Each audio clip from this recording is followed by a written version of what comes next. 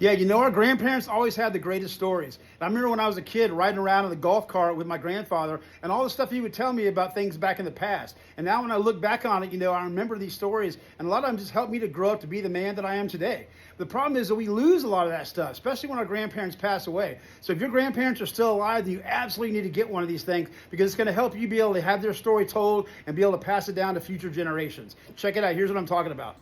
These are the I Want to Hear Your Story journals. They have them for grandfather, grandmother, or of course mom and dad as well. And the great thing about these is that they're like 250 different questions that ask all kind of things you can ask your grandparents.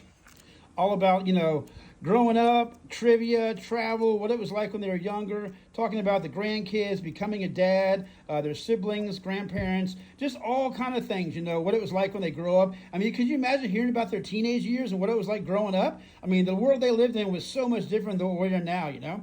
And so there's so many great things in here, and it's just a great way to really get their story and to record it so that you can pass it down to future generations. Now, look, you can give this to them and have them fill it out, or even better yet, sit down with them and ask them questions and spend time with them so that you guys can just hear those stories again and write them down. So when they're gone, that you have this to look back on and you have something to pass down to your kids and grandkids. I promise you're going to be thankful when that time comes. I left a link below where you can grab it from my TikTok shop. It's a small price to pay, and you will be thankful when that time comes, when they're no longer here.